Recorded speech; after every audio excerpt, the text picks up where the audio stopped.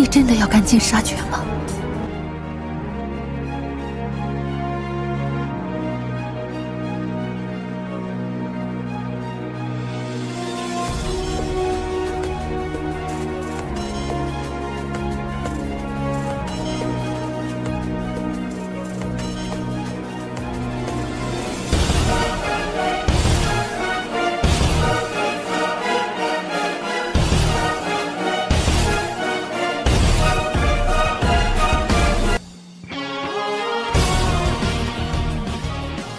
Mimin akan kembali mendongeng alur cerita film yang berjudul Battle Through the Heavens.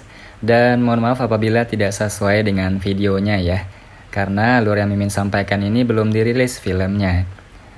Dan Mimin ingatkan kembali, konten ini full spoiler, yang tidak suka boleh di skip ya. Yang suka semoga terhibur. Tanpa basa-basi kita mulai.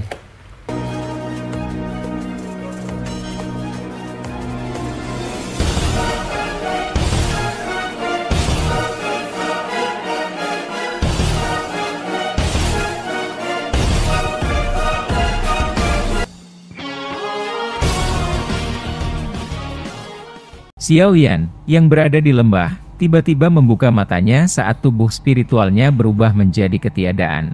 Keringat dingin menutupi dahinya. Dia terkejut bahwa tempat yang dia lihat sebelumnya dengan bantuan jejak api spiritual yang ditinggalkan gurunya pasti adalah aula jiwa yang misterius itu. Xiao Yan bisa menghubungkan kemampuannya untuk memasuki tempat itu dan mengintip karena jejak api spiritual yang ditinggalkan Yao Lao. Roh menakutkan yang muncul di tengah-tengah ruang yang hancur seharusnya adalah penjaga aula jiwa. Dia juga tidak yakin apakah itu adalah pemimpin aula jiwa. Bagaimanapun, satu-satunya hal yang dia tahu adalah bahwa meskipun kekuatannya sangat melonjak, dia masih bukan tandingan ahli misterius itu. Aula jiwa ini memang memiliki banyak orang yang kuat. Dari kelihatannya, sepertinya pelindungmu tidak sebanding dengan dia. Xiao Yan bergumam pelan. Sesaat kemudian, dia mengusap keningnya dan menghela nafas lega di dalam hatinya. Tidak peduli seberapa buruk situasinya, dia, paling tidak, tahu bahwa Yao Lao memang masih hidup. Pasti akan ada kesempatan selama Yao Lao masih hidup. Guru, tunggu muridmu ini. Xiao Yan perlahan mengepalkan tinjunya. Sebuah tekad muncul di matanya. Dia berdiri dan menghirup udara dalam-dalam. Dou Qi deras yang kuat di dalam tubuhnya secara bertahap mengeluarkan hawa dingin yang tersisa di dalam tubuhnya. Saat ini dia sudah menjadi elit asli Dou Huang. Apalagi usianya masih muda. Selama dia diberi cukup waktu, Xiao Yan percaya bahwa lain kali dia bertemu dengan roh menakutkan di dalam aula jiwa. Itu, dia tidak akan berakhir seperti saat ini di mana dia dikalahkan bahkan tanpa memiliki kemampuan untuk membalas. Tubuhnya bergerak dan perlahan berjalan menuju pintu masuk gua yang masih terhalang oleh bebatuan. Sesaat kemudian, dia perlahan membuka telapak tangannya dan meletakkannya di atas batu. Suara keras segera bergema saat teriakan Xiao Yan terdengar. Fragmen batu melesat keluar dari gua ke segala arah. Gua gunung sekali lagi dibuka di tengah debu yang tersebar di mana-mana. Xiao Yan perlahan keluar. Dia menyipitkan matanya dan mengabaikan sinar matahari yang menyilaukan. Tubuhnya berdiri di pintu masuk gua saat dia merentangkan kedua tangannya untuk membiarkan sinar matahari yang hangat menyinari tubuhnya. Perasaan hangat memenuhi semua anggota badan dan tulangnya, menyebabkan wajahnya berangsur-angsur rileks. Dia tetap berjemur di bawah sinar matahari untuk waktu yang lama sebelum berjalan keluar. Dia melihat ke bagian dalam lembah, dan segera berhenti di atas kepompong besar berwarna ungu itu. Meskipun dia sudah tahu bahwa evolusi gadis ini belum selesai ketika kekuatan spiritualnya telah menyebar, dia menggelengkan kepalanya ketika dia melihatnya dengan matanya sendiri. Benar-benar tidak mudah bagi gadis ini untuk naik pangkat. Di mana Cailin? Apakah dia pergi? Xiao Yan mengernyitkan alisnya sedikit. Matanya beralih dari kepompong cahaya dan menyapu ke segala arah. Sementara dia berbicara dengan ragu-ragu pada dirinya sendiri. Pandangannya yang luas melihat gulungan di atas batu besar tidak jauh dari kepompong cahaya. Xiao Yan memberi isyarat dengan tangannya dan menyedot gulungan itu ke telapak tangannya. Dia perlahan membukanya dengan sedikit keraguan. Sesaat kemudian, dia mengerutkan kening dan berbisik, ini sebenarnya karena sesuatu telah terjadi pada orang ras ular. Namun, menurut apa yang dia tulis, dia akan kembali sekali lagi setelah menyelesaikan masalah. Jangan bilang kalau dia belum menyelesaikannya sampai sekarang. Ekspresi Xiao Yan juga sedikit berubah saat memikirkan ini. Bahkan dengan kekuatan Medusa, dia tidak bisa menyelesaikan masalah ini dengan cepat. Tampaknya masalah yang dihadapi ras ular rakyat kali ini memang cukup merepotkan. Xiao Yan menyimpan gulungan itu ke dalam cincin penyimpanannya setelah mendapatkan pemahaman tentangnya. Dia melihat kepompong ringan di sisinya dan tanpa daya menggelengkan kepalanya. Dia berkata, "Lupakan, izinkan aku untuk melindungimu untuk jangka waktu tertentu. Kalau tidak, aku juga akan merasa tidak nyaman pergi sekarang." Secara kebetulan, aku baru saja menerobos ke kelas Dou Huang dan masih membutuhkan waktu untuk melatih Dou Qi di dalam tubuhku. Begitu dia mengatakan ini, tubuh Xiao Yan bergerak dan muncul di atas batu besar di lembah sebelum dia perlahan menutup matanya. Xiao Yan dengan lancar keluar dari pelatihannya dan berhasil maju ke kelas Dou Huang. Namun, dia tidak pergi sendiri setelah mempertimbangkan Xian kecil. Sebaliknya, dia memilih tetap tinggal di lembah untuk merawat Xian. Dia juga akan menggunakan kesempatan untuk menggiling dan terbiasa dengan Dou Qi di dalam tubuhnya yang telah melonjak. Waktu masih mengalir dengan tenang di dalam lembah. Namun, lembah saat ini tidak diragukan lagi lebih hidup dibandingkan sebelumnya. Asal mula keaktifan ini secara alami adalah suara destruktif yang tercipta di sekitar lembah sementara Xiao Yan melatih Dou Qi-nya. Waktu dengan cepat mengalir melalui jari seseorang di tengah pelatihan kekuatan Xiao Yan ini. Tanpa disadari, setengah bulan lagi telah berlalu. Kepompong ringan itu, yang benar-benar kosong dari aktivitas, akhirnya berubah dengan cara yang menyebabkan Xiao Yan bersukacita selama periode waktu ini. Tidak hanya cahaya pada segel di permukaan kepompong cahaya menjadi semakin padat, tetapi ada sedikit garis retakan yang menyebar samar. Garis retakan juga memancarkan butiran cahaya ungu. Dari kelihatannya situasinya, sepertinya tidak akan lama sampai Xian keluar dari kepompong. Pada saat ini, tangan Xiao Yan dengan cepat membentuk segel tangan yang rumit. Segel sedang dibentuk dengan kecepatan yang semakin cepat. Pada akhirnya, beberapa bayangan bahkan muncul. Kemerahan muncul di wajahnya dan beberapa keringat tebal terbentuk di dahinya. Kelelahan Dou Qi karena segel tangan ini cukup menakutkan. Segel tangan terbang tiba-tiba berhenti pada saat tertentu sementara Xiao Yan berteriak, "Segel pembalik laut!" Teriakan itu terdengar dan tangan Xiao Yan menegang di busur yang aneh. Tangannya tiba-tiba mendorong ke langit. Setelah mendorong telapak tangannya, Dou Qi melonjak dan dengan cepat menutupi tangannya. Lapisan hijau giok mengalir dalam energi ini. Sesaat kemudian, jejak tangan sebening kristal hijau giok seukuran tangan tiba-tiba melesat. Jejak cahaya ini tampaknya dibentuk dari kristal hijau giok, tampak luar biasa indah. Namun, energi yang terkandung di dalamnya sangat mengejutkan. Seseorang dapat melihat bahwa bahkan udara tempat ia terbang akan menjadi terdistorsi. Jejak lampu hijau yang mengkristal melintas di langit bertabrakan dengan lapisan kunci spasial. Suara guncangan bumi yang keras segera meletus. Angin liar tiba-tiba muncul dan orang bisa melihat banyak riak seperti gelombang air terbentuk dan dengan cepat menyebar dari area di mana kunci spasial berada. Sesaat kemudian, kunci spasial yang diciptakan Medusa dengan seluruh kekuatannya ini telah dipatahkan oleh Xiao Yan. Lubang selebar 10 kaki telah dibuat. Xiao Yan mengangkat kepalanya dan melihat ke ruang yang terdistorsi dan menghela nafas panjang. Menjadi segel kedua dari keterampilan segel dewa, kekuatan dari segel laut membalik, ini memang lebih kuat daripada segel gunung terbuka. Itu memang layak menjadi teknik Dou kuat yang mengharuskan seseorang menjadi Dou Huang elit untuk berlatih. Xiao Yan telah menghabiskan sebagian besar waktunya selama 2 bulan ini untuk berlatih keterampilan segel dewa. Namun, ini adalah pertama kalinya dia berhasil melepaskannya. Meskipun ini adalah pertama kalinya dan masih belum sempurna, dia sudah memiliki kekuatan seperti itu. Orang bisa membayangkan kekuatan macam apa yang akan dimiliki begitu Xiao Yan mempraktikannya sampai dia mencapai penguasaan penuh. Xiao Yan telah mengalami kesulitan dari keterampilan segel dewa ini ketika dia mulai berlatih segel gunung terbuka saat itu. Karenanya, dia sudah siap secara mental. Dia hampir tidak bisa dianggap telah mencapai tahap di mana dia bisa menggunakan segel gunung terbuka, sesuka dia. Di sisi lain, dia bahkan belum mencapai penguasaan awal dari segel membalik laut ini. Mungkin sulit untuk skill itu memiliki banyak dampak ketika dia melawan musuh di masa depan. Sepertinya aku perlu berlatih dengan benar. Jika aku bertemu elit Douzong di masa depan, segel membalik laut ini mungkin bisa mencapai hasil yang mengejutkan. Xiao Yan mengepalkan tangannya dan bergumam lembut. Ini sudah larut. Aku akan berlatih sampai di sini hari ini. Xiao Yan mengangkat kepalanya untuk melihat ke langit sebelum tertawa pelan. Tubuhnya baru saja mendarat ketika seluruh lembah bergetar hebat. Dia juga terkejut saat merasakan getaran yang tiba-tiba ini. Tatapannya langsung tertuju ke bawah. Kepompong cahaya berwarna ungu di tengah lembah itu memancarkan cahaya terang dan kuat pada saat ini. Apakah dia akan berhasil maju?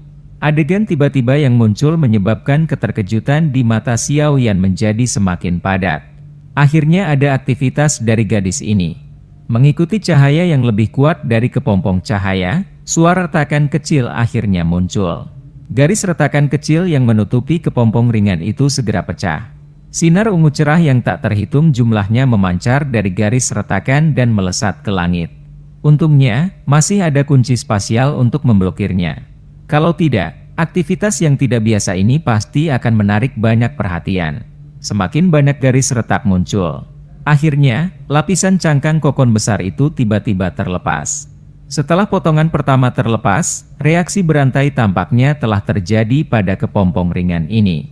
Kepompong cahaya dengan cepat retak, dan pilar cahaya berwarna ungu tiba-tiba melesat ke langit sebelum bertabrakan dengan kunci spasial. Kunci spasial memancarkan riak satu demi satu. Tatapan Xiao Yan menatap tajam ke pilar cahaya berwarna ungu yang sangat besar. Dengan mengandalkan penglihatannya, samar-samar dia bisa melihat sosok manusia yang kabur di dalam pilar cahaya. Pilar cahaya dipertahankan sesaat sebelum menjadi pucat. Sesaat kemudian, itu benar-benar menghilang. Sosok manusia di dalamnya juga muncul di garis pandang Xiao Yan. Sosok manusia yang muncul benar-benar telanjang. Cahaya ungu samar bertahan di sekujur tubuhnya menyebabkan dia tampak memiliki pesona magis. Rambut panjang, halus berwarna ungu tersebar ke bawah. Bagian mana dari tubuhnya yang matang yang menonjol dari depan dan belakang adalah gaya yang dimiliki gadis kecil dari belakang itu.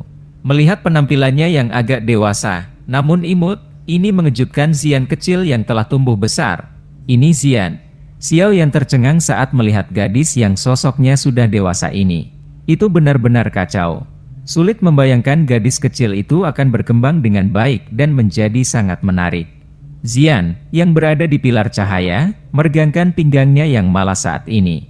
Lekuk tubuhnya bahkan lebih menarik. Dia dengan malas membuka matanya dan menatap Xiao Yan yang tertegun di langit. Pikiran nakal muncul di dalam hatinya dan dia melemparkan tatapan malu yang menyembunyikan pandangan menggoda ke arahnya. Seluruh tubuh Xiao Yan menggigil di langit saat menerima tatapan menggoda. Dia tersenyum pahit dan menggelengkan kepalanya. Gadis ini masih berkarakter anak-anak. Xiao Yan menggerakkan tubuhnya dan perlahan turun. Dia tidak terlihat saat dia mengeluarkan jubah dari cincin penyimpanannya dan akan menyerahkannya kepada Xian. Namun, tubuhnya belum pernah bersentuhan dengannya ketika tubuhnya bergetar. Cahaya hijau yang tidak biasa muncul dari tubuhnya. Di bawah cahaya hijau ini, tubuh Xian mulai menyusut dengan cepat pada tingkat yang terlihat dengan mata telanjang. Hanya dalam beberapa napas, kecantikan luar biasa yang memiliki sosok cantik segera berubah menjadi seorang gadis kecil yang masih telanjang. Xiao yang tercengang saat melihat transformasi Xian ini. Dia tidak bisa menahan untuk tertawa terbahak-bahak saat dia menggelengkan kepalanya. Tampaknya naik ke peringkat 6 tidak memungkinkan Xian untuk sepenuhnya menyelesaikan efek obat dari rumput transformasi tubuh itu. Xian juga kaget karena perubahannya ini. Namun, ketika dia melihat bahwa tubuhnya sekali lagi berubah menjadi gadis kecil, kedua alis kecilnya segera menjadi vertikal. Dia memandang Xiao Yan dengan sombong di depannya dan tanpa sadar menerkam ke depan dengan marah.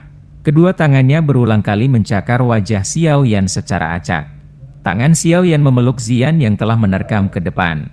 Dia merasakan kulitnya yang sangat lembut dan halus seperti giok dan matanya segera mulai melayang. Dia mengeluarkan batuk kering. Dia buru-buru dan dengan paksa menempatkan jubah hitam di tangannya ke tubuh Xian. Setelah itu, dia dengan kasar mengetuk kepalanya dan berkata, "Diam. Jika tidak, aku tidak akan membantumu menyempurnakan pil transformasi tubuh di masa depan dan membiarkanmu terus memiliki penampilan ini selama sisa hidupmu." Xian menutupi kepala kecilnya dan menutup mulutnya dengan enggan. Namun, dia masih cukup takut dengan ancaman Xiaoyan. Karena itu, dia hanya bisa menundukkan kepalanya dan bergumam, "Transformasi tubuh sialan ini." Xiaoyan mencubit wajah imut Xian yang seperti ukiran giok dan tertawa, "Penampilanmu ini tidak buruk. Benar-benar menyenangkan." "Bohong. Kamu jelas menyukai sosok lain itu sekarang. Jangan berpikir aku tidak menyadarinya." Cailin Jie berkata bahwa kalian semua seperti ini. Xian menggunakan mata jijik untuk melihat Xiaoyan. Xiaoyan langsung merasa malu saat mendengar ini. Dia dengan kejam mencubit wajah Xian dan buru-buru mengubah topik pembicaraan. "Baiklah, karena kamu telah berhasil maju, mari kita tinggalkan tempat ini. Saya mungkin tidak tahu persis berapa lama kami tinggal, tapi saya pikir itu mungkin sudah lama sekali." "Apakah Cailin Jie pergi lebih dulu?" Xian melihat ke lembah saat dia berbicara dengan pikiran yang dalam.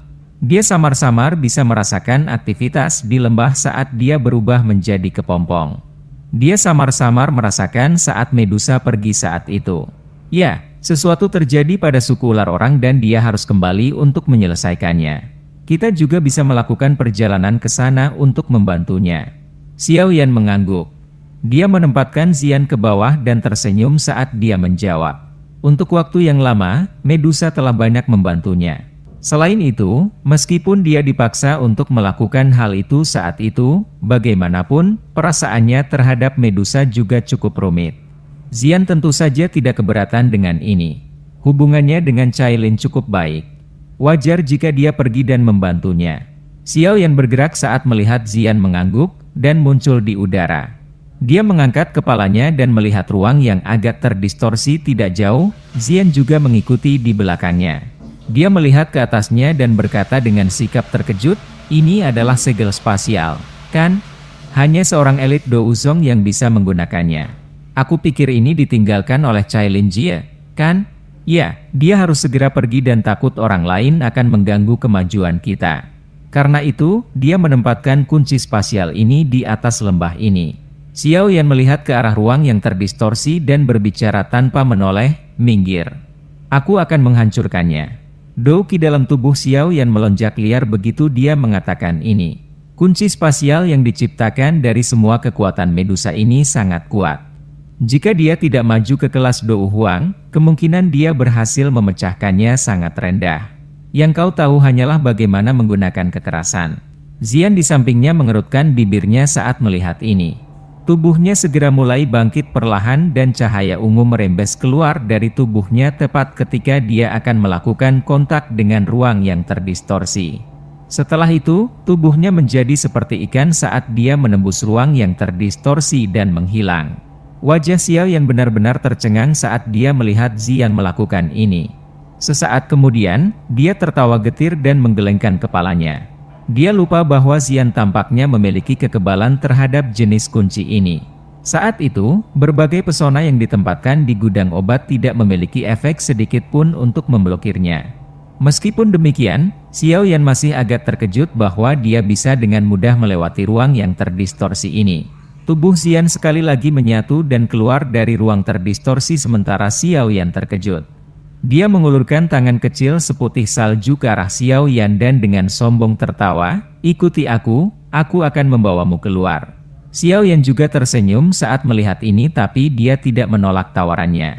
Lembah kecil ini memiliki cukup banyak bahan obat langka. Memiliki segel spasial di sini secara kebetulan akan mencegah orang tidak sengaja berkeliaran ke tempat ini. Xiaoyan meraih Xian dan cahaya ungu samar segera menyebar padanya dari yang terakhir. Ini dengan cepat membungkus Xiaoyan. Kedua tubuh mereka menyusut dan menyerbu ke dalam ruang yang terdistorsi sebelum menghilang. "Kami akhirnya keluar." Xiaoyan menghela nafas lega saat dia melihat pegunungan yang luas. Setelah tinggal cukup lama di dalam gua, dia hampir lupa seperti apa perasaan angin yang bertiup di seluruh tubuhnya. Xian menghela nafas lega ketika dia tidak menemukan binatang sihir di sekitarnya. Dia masih ingat gelombang binatang buas yang menakutkan yang dia dan Cailin lakukan di dalam pegunungan binatang sihir sebelum dia berubah menjadi kepompong. Bahkan Medusa hanya bisa membawanya dan melarikan diri di bawah gelombang raksasa itu. Meskipun sudah maju, dia masih tanpa sadar merasakan kulit di kepalanya menjadi mati rasa ketika dia memikirkan binatang sihir yang padat dan gila. Ayo pergi. Xiaoyan tidak memperhatikan tindakan kecil Xian. Setelah menentukan arah mereka, dia melambai ke arahnya dan sepasang sayap api langsung terentang. Setelah itu, dia terbang menuju pintu keluar pegunungan. Xian di belakang dengan hati-hati mengamati sekelilingnya sebelum buru-buru mengikutinya. Namun, tubuh Xiaoyan tiba-tiba berhenti setelah terbang sekitar 3 hingga 5 menit. Xian di belakang tidak bisa bereaksi tepat waktu dan menabrak punggung Xiaoyan. Apa yang sedang kamu lakukan? Xian mengusap dahinya dan menggerutu. Sepertinya agak terlalu sepi, Xiaoyan menyipitkan matanya dan perlahan berkata dan melihat sekelilingnya. Dia belum pernah mendengar satupun raungan binatang sejak dia keluar dari lembah. Situasi seperti ini mungkin sangat normal jika muncul di tempat lain. Namun, itu jelas tidak benar jika muncul dalam pegunungan binatang sihir. Xian juga merasa ada yang tidak beres saat mendengar ini. Alis kecilnya vertikal saat dia merasakan sekelilingnya sejenak. Dia mengangguk dan berkata, ya, lingkungan sekitar tidak memiliki aura binatang sihir. Terlebih lagi, dia tiba-tiba mengernyitkan hidung kecilnya ketika dia mencapai titik ini. Sepertinya ada bau yang tidak biasa di udara. Xiaoyan awalnya kaget saat mendengar ini. Dia sedikit mengernyitkan alisnya dan menghirup udara. Ekspresinya berubah beberapa saat kemudian. Dia berbicara dengan serius, jangan menghirupnya ke dalam tubuhmu. Udaranya bercampur dengan gas beracun, tapi sangat redup. Apa sebenarnya yang terjadi? Pikiran ini bergejolak di dalam hatinya. Misteri yang tiba-tiba muncul menyebabkan Xiaoyan merasakan tekanan. Untuk beberapa alasan yang tidak diketahui, dia berulang kali merasakan sedikit ketidaknyamanan. Setelah merenung sejenak, dia melambaikan tangannya dan berbicara dengan suara yang dalam, ayo pergi. Kita akan pergi ke kota kecil Kingshan untuk melihatnya dulu.